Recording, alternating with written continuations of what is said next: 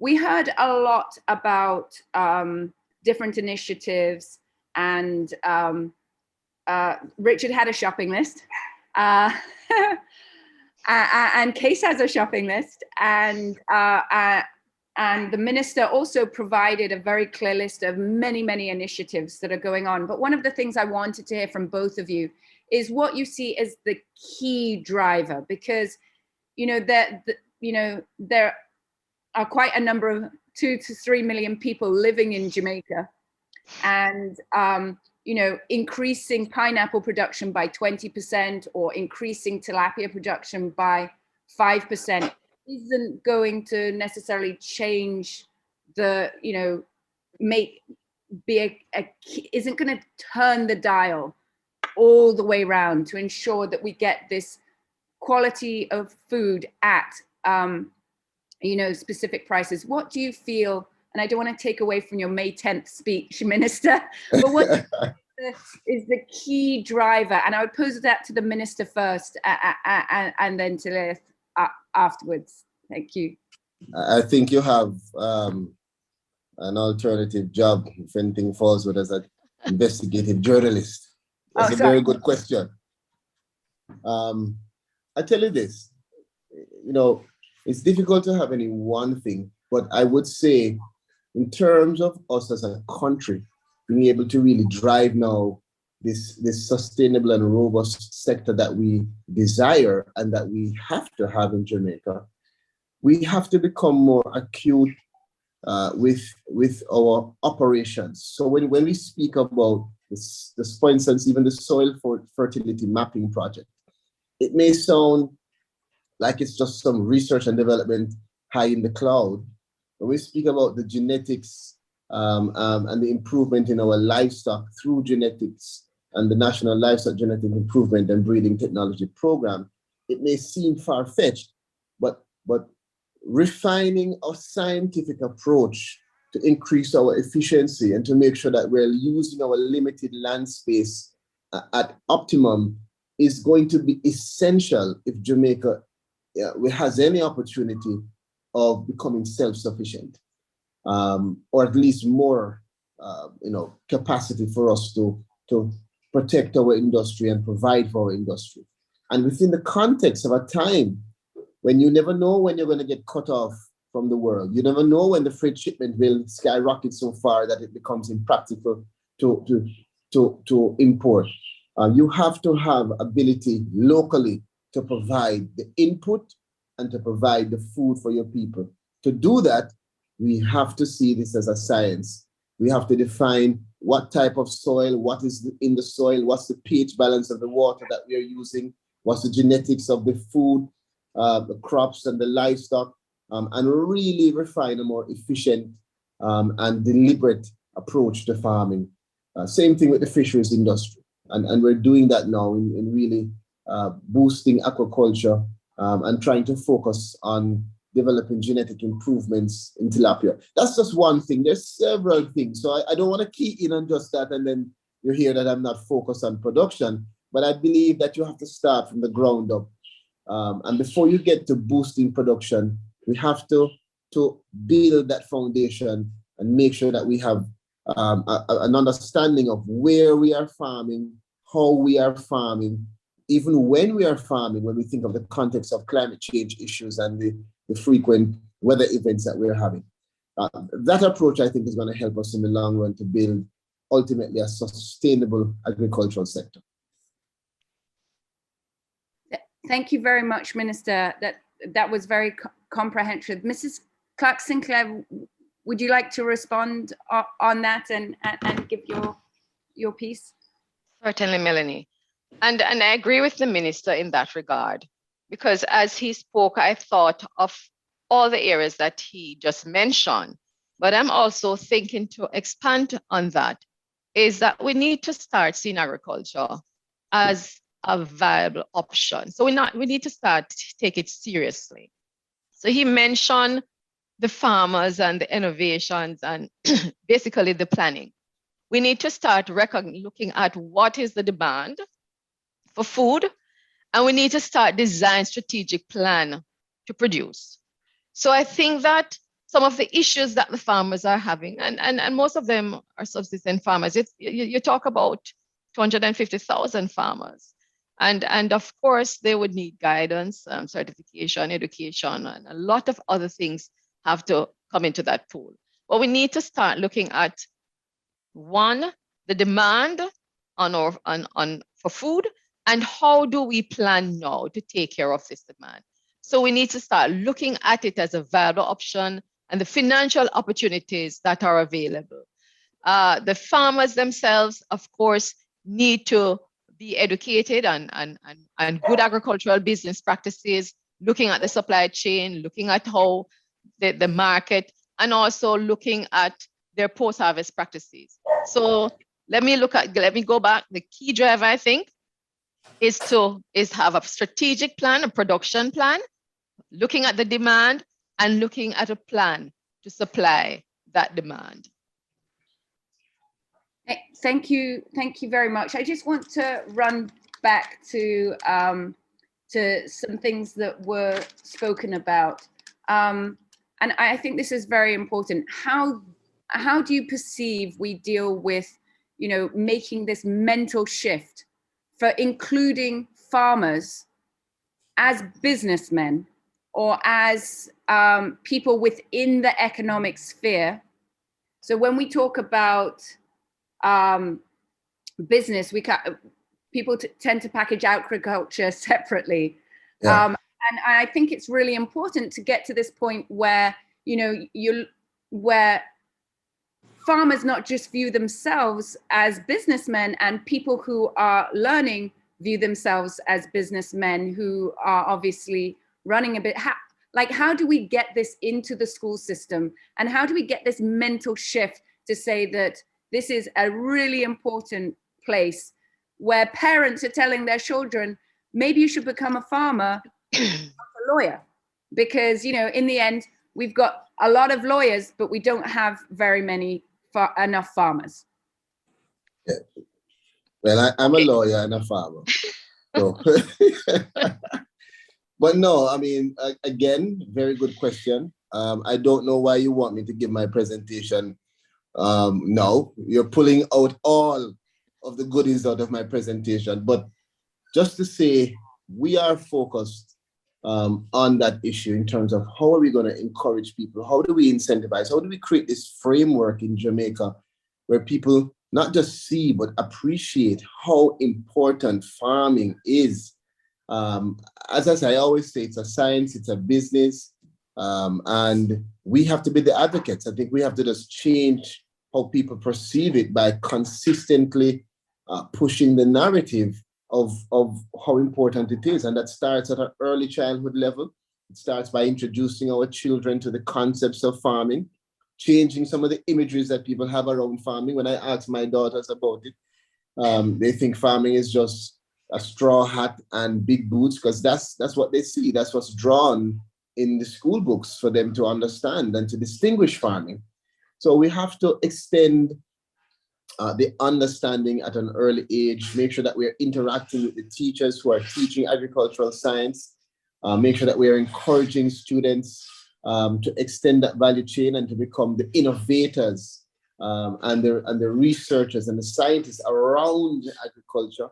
And again, you're going to hear some specific things that we're doing to prop up our farmers and to really elevate how Jamaica sees their contribution. And I think once we have that consistently being done, you will see some shift in how ultimately people see farming as an option for them to get involved in a viable business, or an option for them in terms of their profession.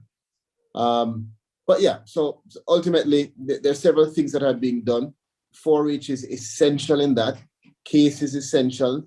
UTech and other educational institutions, and the ministry has to do engagements like what we're doing right now, where the ministers and the technical persons get down, get into the conversation, and we have to have some dialogue and conversation with Jamaica on a wider level. So you'll see some publications coming out around redefining the structure and the image of farming. So people not just see it as something which is, nice, but the better word is viable.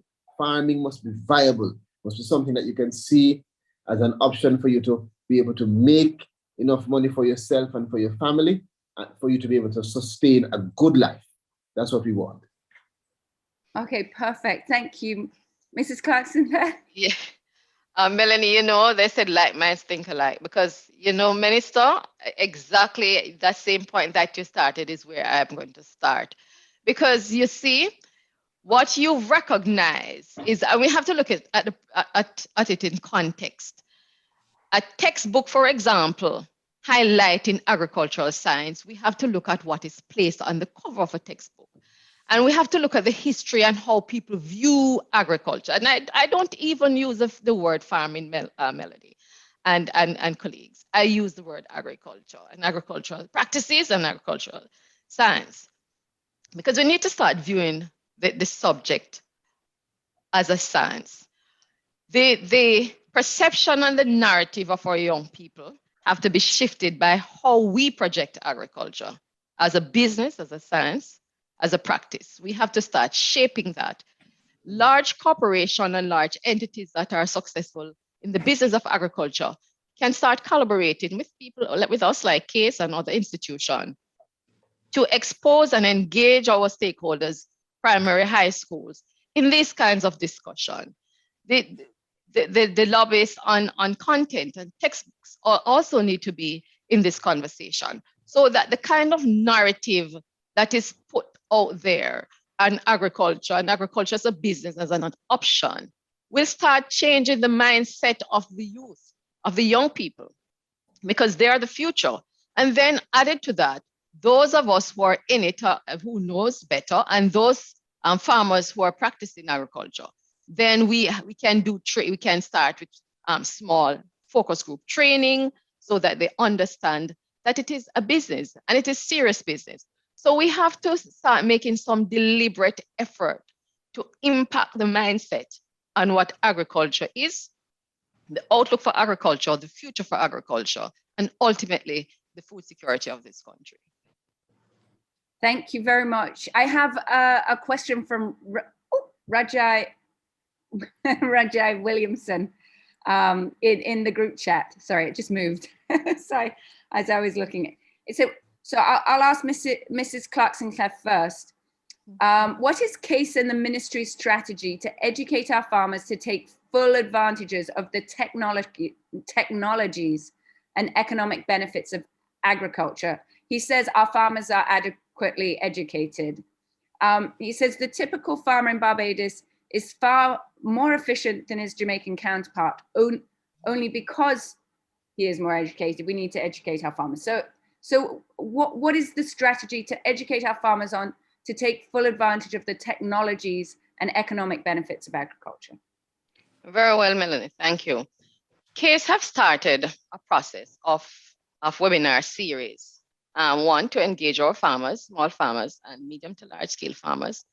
And we have also looking at certification and short courses, where we could go in, we could speak to our farmers, some of them on site, some of them will take some of these courses, and to identify where the gaps are, so that they can make full use of all the opportunities available to them, not only in technology, but also in the business and art and practice of farming.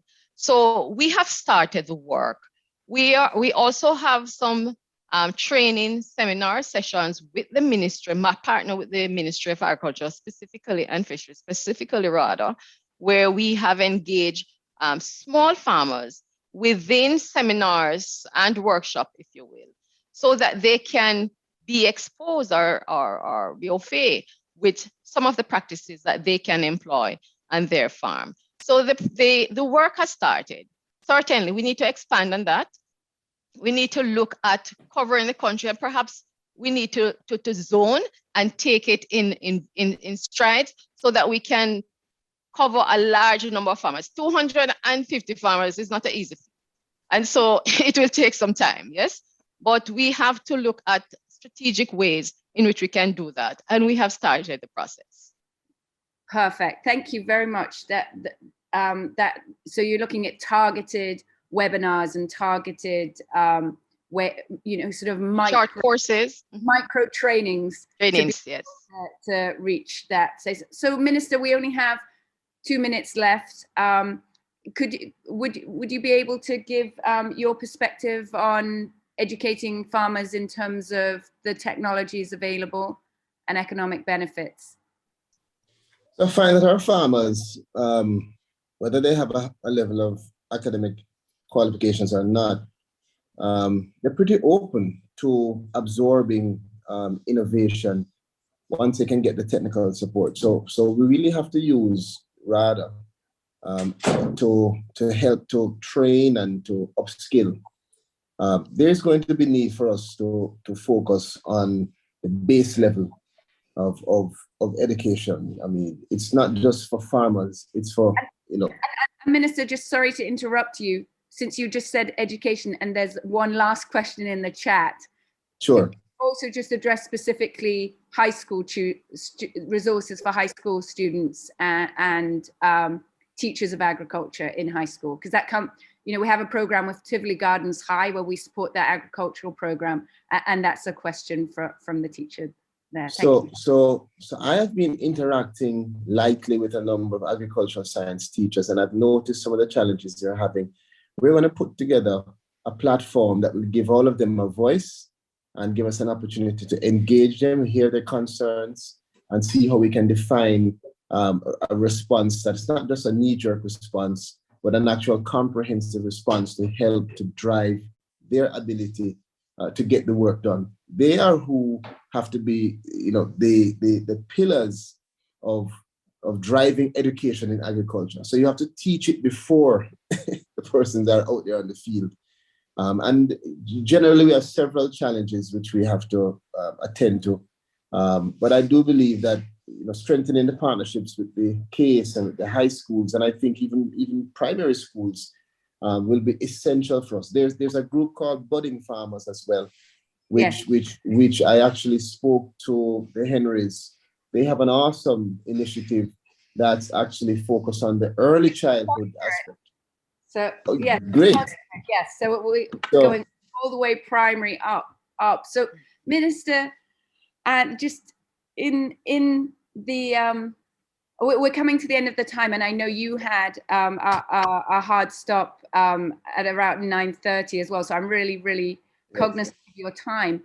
I just want to ask, since I've got everyone on the spot, perhaps Seprod, I don't know after this if Seprod Foundation can maybe work with CASE and with the ministry to maybe get some webinars together monthly for high school agricultural teachers, to talk about some of these issues and maybe even just to, just to add to their capacity. So I would just, maybe we can follow up with that afterwards. But I'm sure my concern, Melanie, is that you have received a copy of my speech early, and you're pulling out all the elements, and I'm going to check who in my office is talking to you. But no, I think that all that you have said, all that Mrs. Clark Sinclair has said, all that Pandora said, everything is important. Let's get together. We won't have everything said now. We don't have the time. But I look forward to a discussion with you. I look forward to a discussion with my fellow panelists. Let's set the time. I am available. Remember, I serve you. I work for all of you.